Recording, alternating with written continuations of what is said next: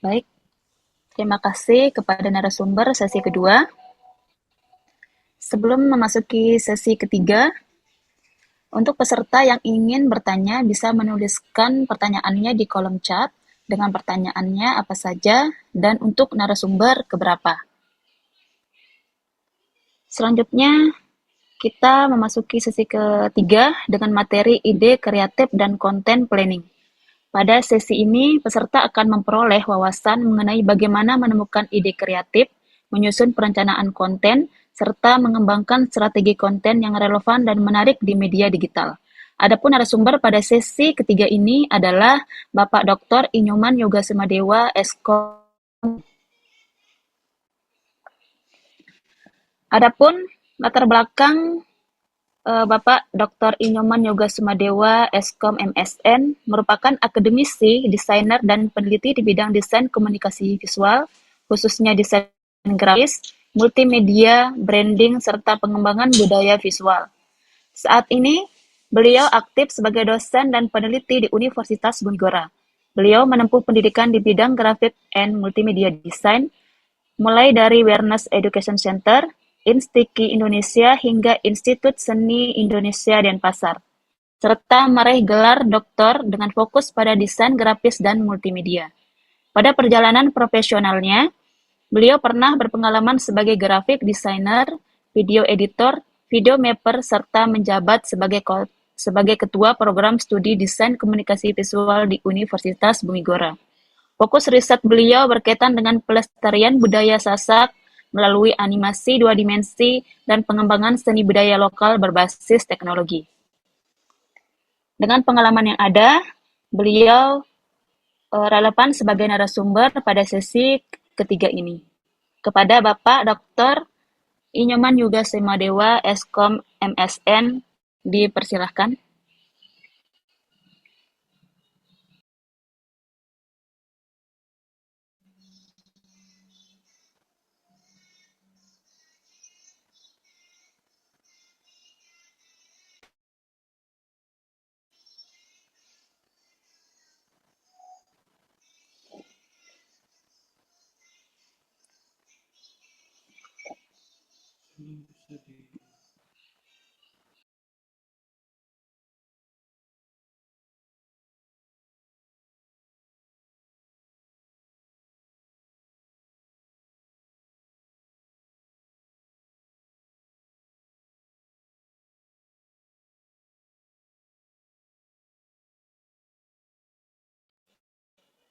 Halo Bapak Yoga.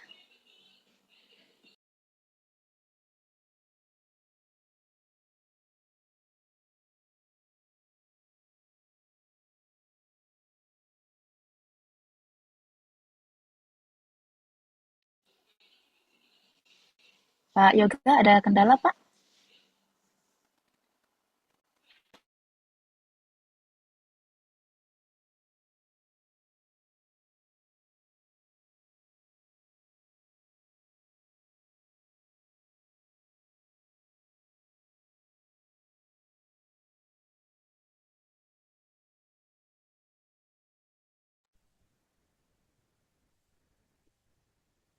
Suaranya,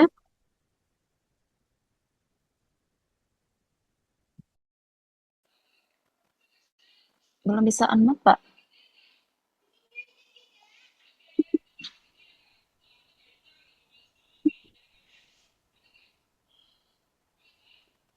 Pak Yoga masih unmute ya?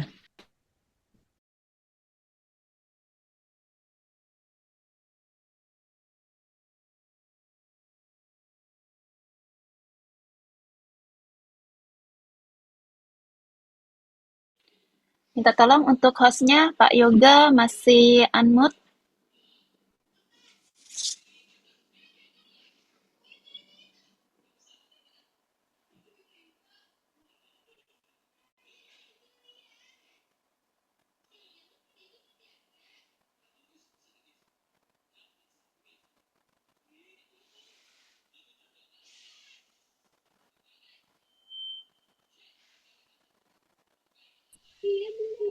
Oke, sudah ada suara saya? Ya, sudah Pak Yo. Iya. Terima kasih untuk penyelenggara, terima kasih untuk semuanya, MC, moderator, dan teman-teman sekalian. Jadi, kesempatan kali ini saya ingin menyampaikan tentang ide kreatif dan content planning. Saya bersama Bapak Ben dan Bapak Chris di sini mencoba untuk memberikan materi tentang strategi membangun konten digital yang menarik, terarah, dan berdampak ya. Jadi kalau misalnya kita lihat apa sih pentingnya konten di era digital ya seperti itu. Kalau misalnya kita cek, sebenarnya konten itu adalah jembatan antara brand, audiens, dan peluang bisnis. Karena kebanyakan memang saat ini para anak muda itu sudah bisa berbisnis sendiri, mulai dari konten-konten digital di TikTok, kemudian di Facebook, di Instagram, di sosial media yang lain juga bisa. Fungsinya untuk apa? Pertama, meningkatkan bisnis, membuat ide, karya, kegiatan, atau produk lebih dikenal. Kemudian yang berikutnya adalah personal branding, menampilkan kemampuan, karakter, dan keunikan diri. Sama seperti yang sudah disampaikan oleh pemateri-pemateri sebelumnya, konten digital itu salah satu pentingnya adalah personal branding ya, seperti itu. Kemudian yang berikutnya adalah media promosi, menjangkau audiens lebih luas dengan biaya yang lebih efisien. Kemudian yang berikutnya adalah membangun kepercayaan dari orang-orang atau calon-calon konsumen. Kemudian kita bahas tentang ide kreatif. Apa sih sebenarnya ide kreatif? Ide kreatif adalah kemampuan menemukan gagasan baru atau mengemas gagasan lama dengan cara yang lebih menarik dan relevan. Jadi tidak mesti gagasan baru aja, tapi bisa juga kita menggunakan gagasan-gagasan lama, tapi harus ada proses untuk memberikan sesuatu agar ide-ide tersebut bisa menjadi lebih menarik. Tidak harus 100% original, gunakan prinsip amati, tiru, dan modifikasi. Kemudian kenapa sih ide kreatif itu penting? Yang pertama, harus menarik perhatian. Jadi membuat audiens itu berhenti scroll ya, karena kebanyakan sekarang itu konten-konten yang ada di sosial media itu lebih ke konten video, kemudian durasinya sekitar 20 sampai 40 detik, ada juga yang sampai 1 menit. Jadi biasanya sosial media sekarang itu fokus terhadap hal-hal seperti itu. Contohnya seperti di TikTok, kemudian Facebook dan Instagram Reels, kemudian di YouTube juga itu ada YouTube Short ya seperti itu. Kemudian meningkatkan engagement, mendorong like, komentar, share, dan save. Yang berikutnya adalah mendukung tujuan. Konten yang diarahkan ke tujuan yang jelas dan terukur. Yang berikutnya adalah membedakan diri. Jadi ide kreatif itu penting untuk membuat konten yang tidak terlihat sama dengan milik orang lain. Jadi harus ada pembedanya. Jadi ada ciri khas dari konten-konten yang dibuat. Kemudian yang berikutnya, dari mana sumber ide konten? Yang pertama ini dari masalah audiens, ya pertanyaan, keluhan, dan kebutuhan followers. Jadi kita cek, misalnya ada ternyata eh, keluhan atau pertanyaan atau kebutuhan followers contohnya nih, ternyata ada eh, followers yang dia itu bingung kalau misalnya mencari tempat-tempat pariwisata yang berhubungan dengan alam. Oke, dari sana kita bisa buatkan konten terkait dengan tempat-tempat pariwisata yang berhubungan dengan alam di mana saja, kemudian bagaimana cara mengaksesnya, kemudian eh, pengeluarannya seperti apa, kemudian tips dan triknya seperti apa, seperti itu. Kemudian yang berikutnya adalah dengan tren viral ya. Jadi kita melihat apa sih sekarang tren yang sedang viral. Jadi kalau kita cek beberapa minggu terakhir itu contohnya kayak lagu ya, Kicau Mania ya kayak gitu. Jadi banyak nih orang-orang yang kemudian dia buat eh, tarian gitu ya, atau kemudian buat konten sedang menggunakan lagu-lagu seperti itu. Yang berikutnya adalah kompetitor. Jadi kita lihat nih konten-konten dari kompetitor tuh mana sih yang berhasil. Kita bisa mengikuti cara seperti itu. Yang berikutnya adalah pengalaman pribadi. Jadi banyak orang-orang yang menceritakan pengalaman pribadi. Kayak misalnya ternyata, oh saya ini pernah berkuliah di luar negeri, begini loh caranya. Oh saya ini kalau kuliah itu dapat beasiswa, oh begini loh caranya. Oh kalau saya ini lolos seperti ini, begini caranya. Oh saya ini pernah loh mengalami kesialan dengan kayak gini-gini nih. Jadi dia memberikan pengalaman-pengalaman itu supaya orang lain eh, bisa lebih aware. Ya. Kemudian yang berikutnya cara yang eh, lumayan digital ya, yaitu menggunakan tools digital dari Google Trends, kemudian TikTok Creative Center, kemudian Answer the Public, dan lain-lain ya. Banyak hal yang bisa kita cek. Oke, ada beberapa kerangka untuk mencari ide konten. Yang pertama adalah kita amati dulu, lihat apa sih yang sedang booming, apa sih masalah-masalah yang sedang muncul, yang sedang hype, kemudian apa tren-trennya. Kemudian kita tiru seperti apa pola-pola dari video-video atau misalnya konten-konten yang sedang membicarakan terkait masalah-masalah tersebut. Kita modifikasi sesuai dengan gaya dari konten-konten kita sebagai seorang content creator, kemudian sesuaikan dengan audiensnya, misalnya kita bicarakan audiensnya itu adalah anak SMA, jadi seperti apa bahasanya, kemudian kalau misalnya untuk orang-orang yang bekerja kantoran seperti apa pembahasannya, dan kemudian untuk orang-orang tua di rumah gitu ya yang biasa sudah menggunakan smartphone seperti apa penggunaan bahasanya, dan itu adalah sesuatu yang berbeda gitu ya. Kemudian yang berikutnya adalah kemas kreatif. Jadi buat lebih unik. Kita bisa berikan beberapa tips di dalam konten tersebut, atau kita menggunakan beberapa warna, penggunaan bahasa. Kalau misalnya kita ngecek sekarang di beberapa sosial media, contoh kemas kreatifnya adalah beberapa konten kreator tuh dia menggunakan bahasa-bahasa atau logat-logat yang medok eh, supaya dia itu lebih bisa menyatu dengan alam dari ininya ya, dari lokalitasnya itu gitu. Kemudian setelah konten-konten itu berhasil, baru nanti diadakan evaluasi. Ya, jadi kita cek nih, kalau misalnya ternyata dia viewersnya rendah, apa nih yang harus diperbaiki? Kalau misalnya ternyata komennya kurang, apa yang harus diperbaiki ya, seperti itu. Contohnya adalah yang di bawah ya, itu ada banyak pelajar ternyata bingung nih membuat konten. Ya udah berarti kita buat konten 5 ide konten kreatif modal HP gitu. Itu contohnya ya.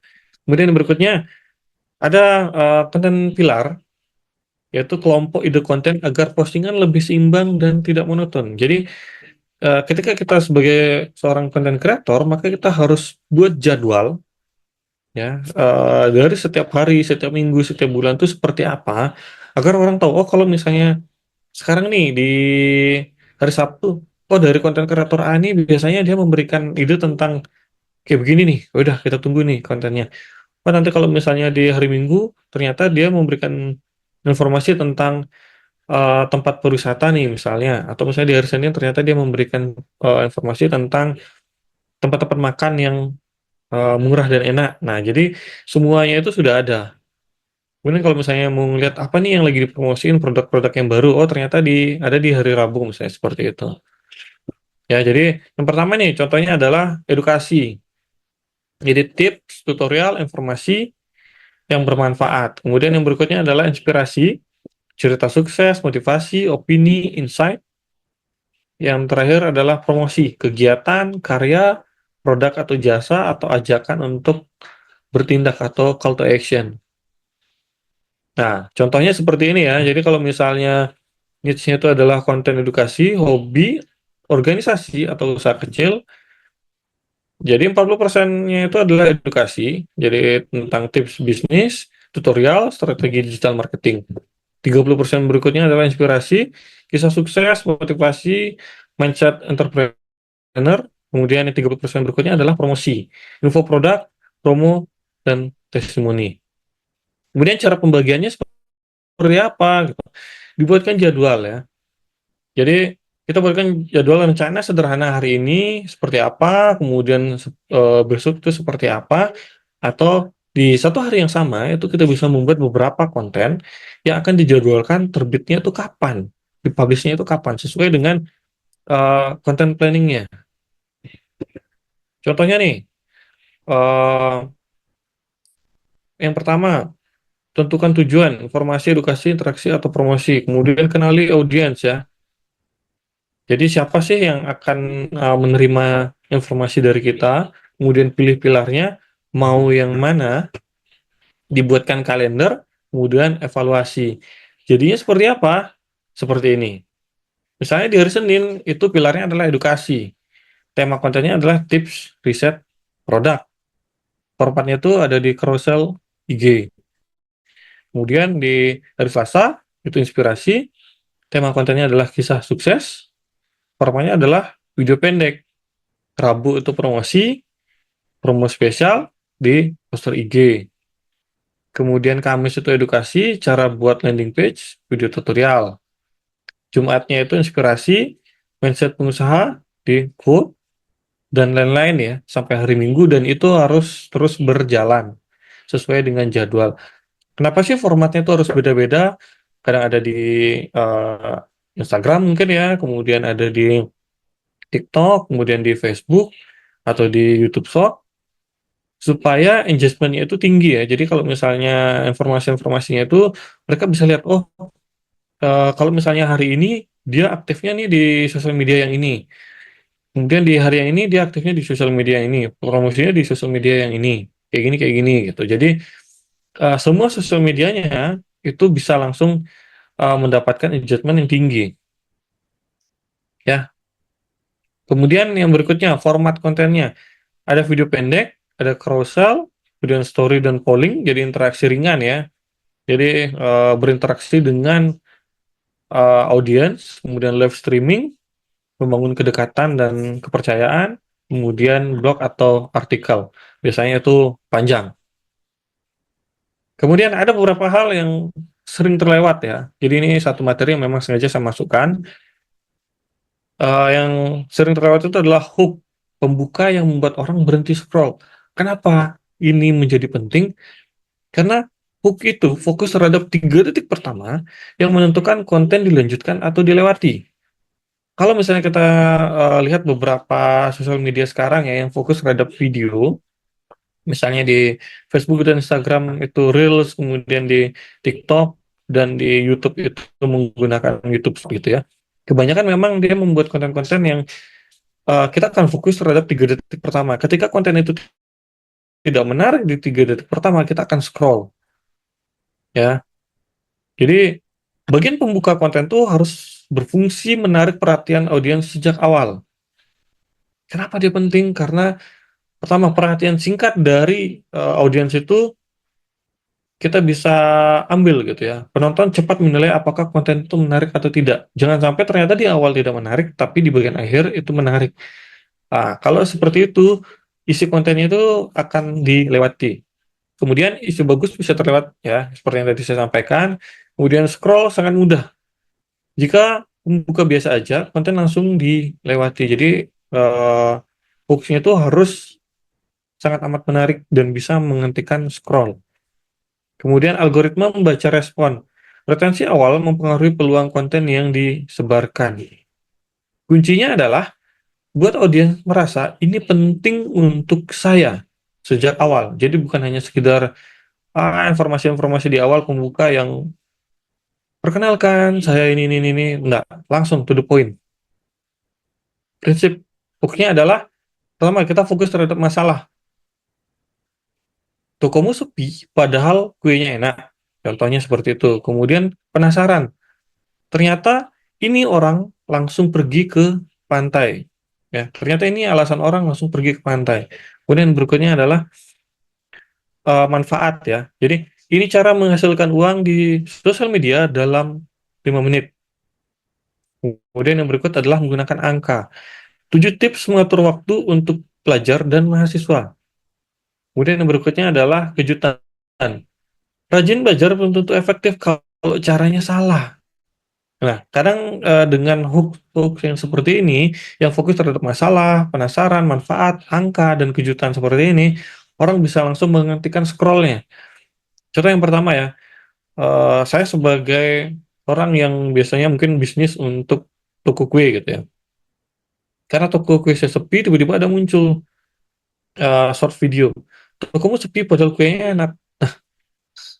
Relevan nih dengan saya misalnya gitu. Saya kemungkinan akan berhenti, terus saya akan tonton seperti apa videonya. Ya, kemudian dengan cara penasaran. Oh, ternyata ini alasan orang langsung pergi ke pantai, bilang. Apa ya alasan orang tiba-tiba langsung pergi ke pantai kayak gitu. Kemudian manfaat. Jadi manfaat-manfaat yang bisa didapatkan oleh orang dan lain-lain. Kemudian ini ada rumus cepat membuat hoax-nya ya. Ini yang paling sederhana aja agar pembuka konten tidak membosankan. Yang pertama adalah gunakan masalah dan solusi. Contohnya adalah sulit fokus saat belajar, mulai dari teknik sederhana ini. Jadi orang akan mikir, saya susah fokus nih belajar, tapi dengan ada, oh ternyata ini ada teknik sederhana. Oke, coba deh tonton gitu ya. Itu bisa. Kemudian yang kedua, pertanyaan ditambahkan dengan penasaran. Contohnya adalah, kenapa belajar lama belum tentu membuat kita paham? Penasaran dong saya, kenapa ya kalau misalnya kita belajar lama membuat kita belum tentu membuat kita paham. Oh ternyata seperti ini isi dari videonya misalnya gitu. Kemudian yang ketiga, angka dan manfaat. 3 cara sederhana agar lebih percaya diri di kelas kayak gitu. Kemudian yang berikutnya adalah kesalahan plus perbaikan ya. Contohnya adalah jangan mulai presentasi dengan membaca slide, coba cara ini kayak gitu. Nah, kebanyakan cara-cara membuat hoax kayak gini lumayan berhasil untuk menghentikan para audiens scroll. Jadi, isi dari video atau konten yang akan kita buat itu bisa disaksikan atau bisa ditonton sampai di bagian akhir.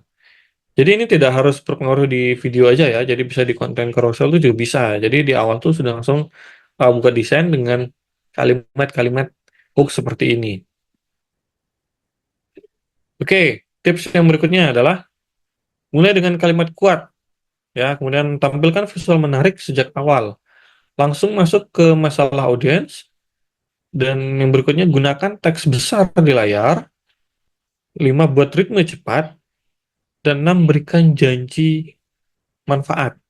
Jadi hindari pembukaan yang terlalu panjang, seperti halo guys, kembali lagi bersama saya. Halo guys, saya ini begini gini gini, nggak perlu, langsung to the point aja. Seperti apa?